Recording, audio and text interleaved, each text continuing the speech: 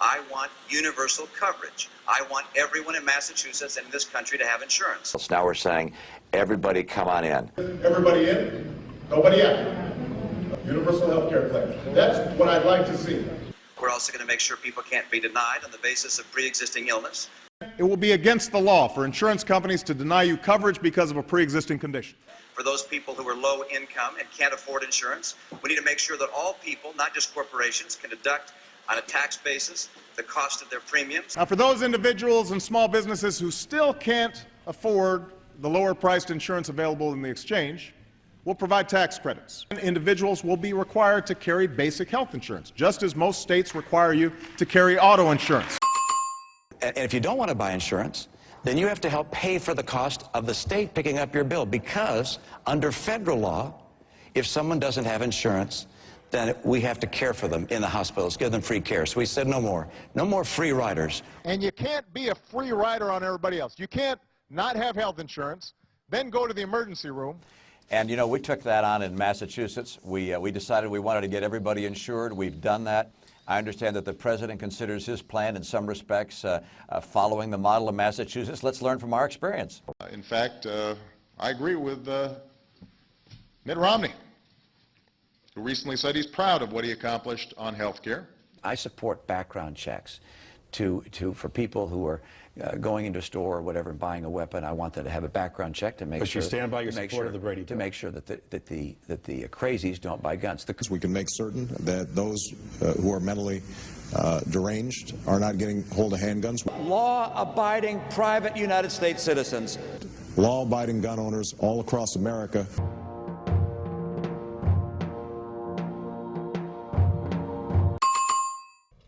That this administration has systematically imposed the toughest sanctions on Iran ever.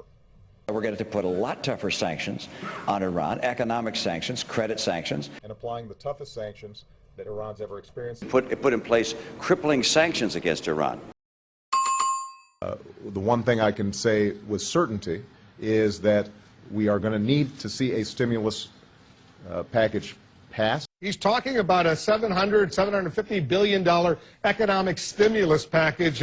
He wants it to be passed as soon as possible. What do you think about this proposal? I think there is need for economic stimulus, and government can help make that up in a very difficult time, and that's one of the reasons why I think a stimulus program is needed. And I think it was the right action to take. I know a lot of my fellow conservatives aren't happy with me that I supported the plan. I don't call it a bailout. I call it a rescue plan. The Troubled Asset Relief Program, or TARP. And that was an investment made to try and keep a collapse of our entire financial system from occurring.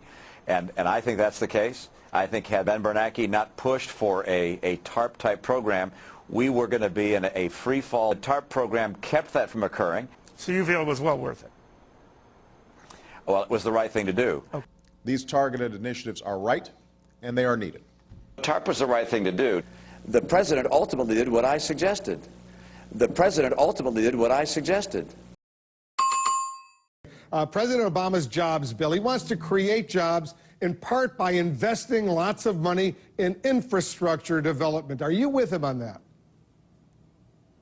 Well, infrastructure enhancement in this country is a positive way to long-term improve the job prospects in America. We must engage contractors across the nation to create jobs rebuilding our crumbling roads, bridges. And we have thousands and thousands of structurally deficient bridges. We have roads that are in terrible disrepair. But I'm in favor of the line item veto. I exercised it 844 times.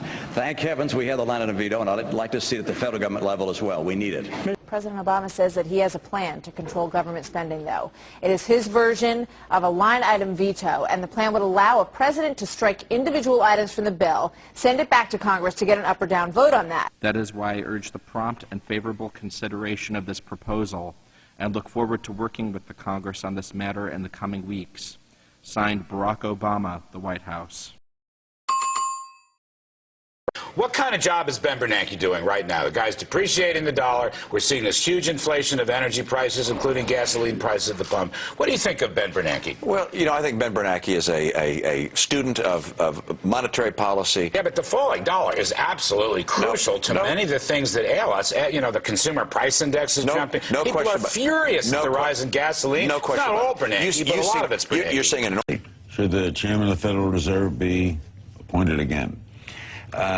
You know, I think he's doing a good job. You do? Yes, I do.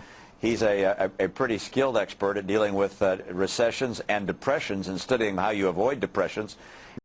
As an expert on the causes of the Great Depression, And he's done a pretty effective job keeping us from having a total financial meltdown. I'm sure Ben never imagined that he would be part of a team responsible for preventing another.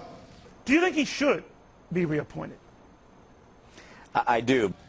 And that is why I am reappointing him to another term as chairman of the Federal Reserve. And I think it's important to have the Fed as an independent agency. I don't think it's good policy for the president or a president-elect to second-guess the Fed, which is an independent body. The National Defense Authorization Act, announcing a radical new claim of presidential power that is not afforded by the Constitution and that has never been attempted in American history. It gives the military the power to indefinitely detain American citizens, suspected, just suspected, not convicted. President Obama, on New Year's Eve, signed the National Defense Authorization Act. Gee, I wonder why he did it then. Obviously taking a lot of heat for it. It seems to me the Fourth Amendment in this case has really just been thrown out the window. Governor Romney, as president, would you have signed the National Defense Act as written? Yes, I would have, and I do believe that it's appropriate. Well, could you please explain to me why you voted to reauthorize the Patriot Act, which is the worst attack on civil rights of Americans? It's not actually true that the Patriot Act was the worst. Most of the problems that we have had in civil liberties, they were done through executive order by George W. Bush. That's actually how the worst abuses have occurred. That's what happened with Guantanamo. That's what happened with the warrantless wiretaps. That's what's happened with the suspension of habeas corpus. And I will reverse them with a stroke of a pen. Governor Romney, I'll start with you. You have said that the government should wiretap some mosques to keep tabs on Islamic extremists. And make sure that if they're doing that in a mosque, in a school, at a playground, wherever it's being done, we know what's going on. We need to know about that, track them, follow them, and make sure that in every way we can, we know what they're doing and where they're doing it. And if it means we have to go into a mosque to wiretap or a church, then that's exactly where we're going to go. And I hear from time to time people say, hey, wait a second, we have civil liberties we have to worry about. President-elect Obama's pick for Treasury Secretary Timothy Geithner. Governor, do you have second thoughts? Even if what are your first thoughts about Geithner? Is he the right guy? Is he still the right guy? Well, you know, when I heard about his announcement, I must admit that I was pleased. He's a person of accomplishment and skill. I think he's a very bright individual.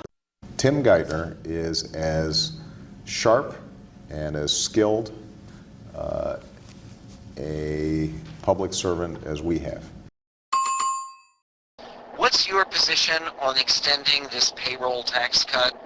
Well, I would like to see the payroll tax cut extended. Extending the payroll tax cut is an idea that I proposed in September as part of the American Jobs Act. And so my view is pursue a strategy which gets us into energy independent. That's my highest priority. And my focus as it comes to this topic is to get us off of our dependence on foreign oil. To put people back to work today and reduce our dependence on foreign oil tomorrow.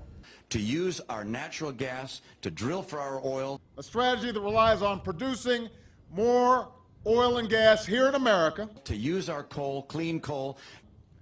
But also producing more biofuels in America, more fuel-efficient cars in America. To use solar and wind and efficiency measures, that's my priority. More wind power in America and more solar power in America.